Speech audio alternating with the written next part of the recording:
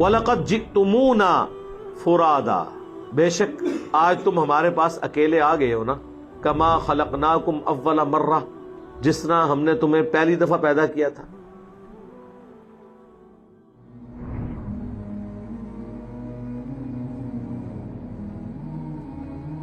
وَتَرَكْتُمْ مَا خَوَّلْنَاكُمْ، اور تم چھوڑ آئے ہو جو ہم نے تمہیں دیا تھا، وَرَاءَ ظُهُورِكُمْ، پیچھے ہی چھوڑ آئے ہو.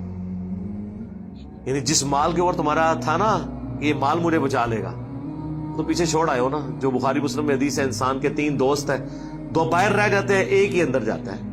اس کے اعمال قبر میں ساتھ جاتے ہیں اور مال اور رشتہ دار باہر رہ جاتے ہیں.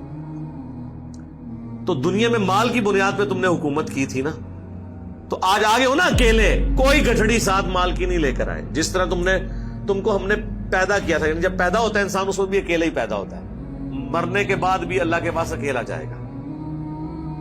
اور چھوڑ آئے ہو اپنے پیچھے وہ سب کچھ مال.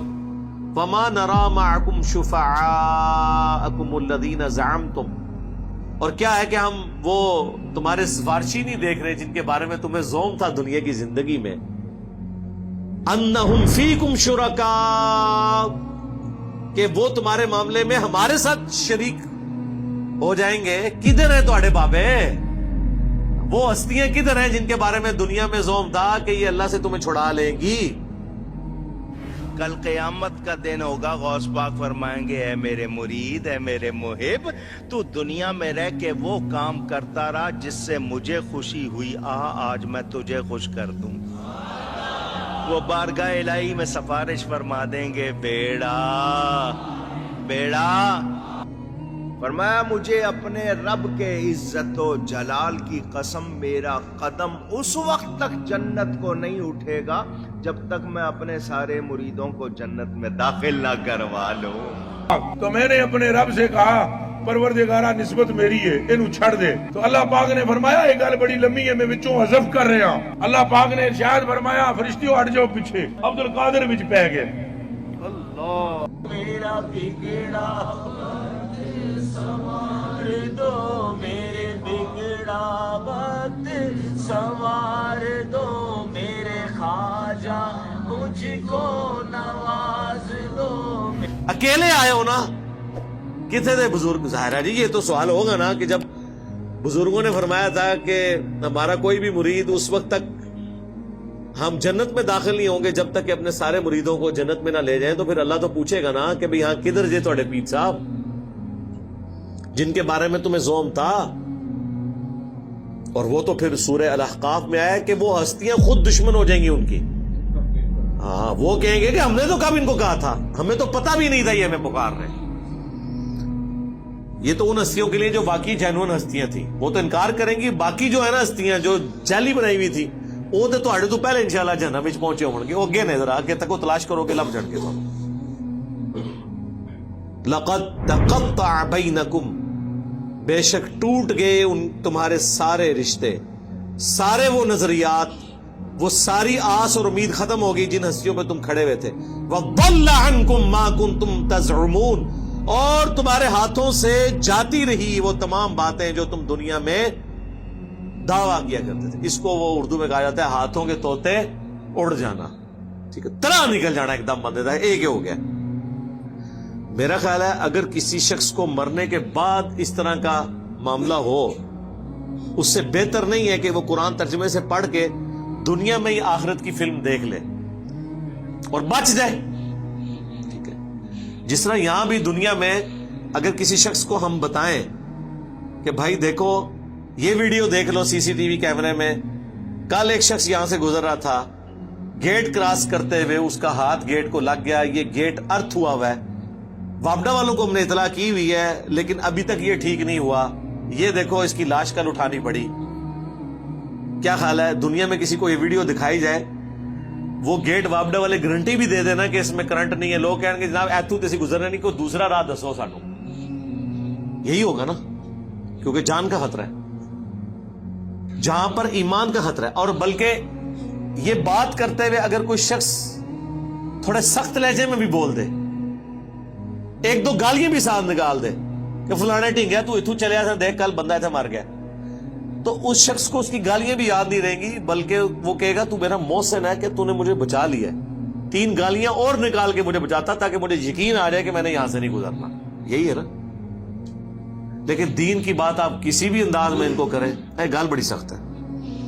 چلو جی یار گل کا انداز سخت ہے، گل تو ٹھیک ہے نا، نہیں گل بھی نہیں مننی، نہ منو، جاؤ چمڑ جاؤ جا کے. تو اللہ تبارک و تعالیٰ نے آخرت کی فلم پہلے ہی چلا دی ہے، یہ ہوگا، یہ رزلٹ نکلے گا. اسی لیے آپ دیکھیں جتنے لوگ دوسرے ملکوں میں بیٹھے ہوئے ہیں، پاکستان میں تو ان کے آباء و اجداد کو کبھی توفیق نہیں ہوئی قرآن پڑھنے کی.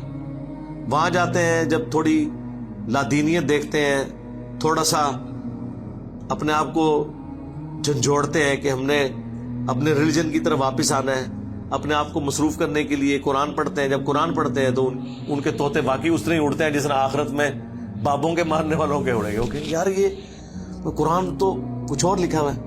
ہمارے ایک قریبی دوست آفس کے، ان کے چچا یہ ماموں لگتے تھے، تو ان کو ہارٹ اٹیک ہوا. 1 بار ہوا، خود ڈاکٹر تھے، 2 بار ہوا، پھر ڈاکٹرز نے کہا کہ جناب آپ تیسری دفعہ ہوتے تو تسی ایکسپائر ہو جانا ہے.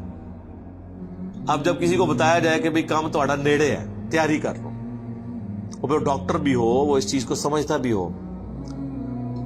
یہ میں 2006-07 کی بات کر رہا ہوں. وہ جی انہوں نے قرآن جو ہے نا ترجمے سے پڑھنا شروع کر دیا. سوری خالو تھے، وہ ماموں نہیں تھے، خالو تھے. قرآن ترجمے سے پڑھا. احمد صاحب بریلوی صاحب کا ترجمہ. بریلوی تھے تو ظاہر ہے انہوں نے مرنے سے پہلے بریلویت کی تیاری کرنی تھی نا، ظاہر ہے، کیونکہ محلے کی مسجد بریلویوں کی تھی.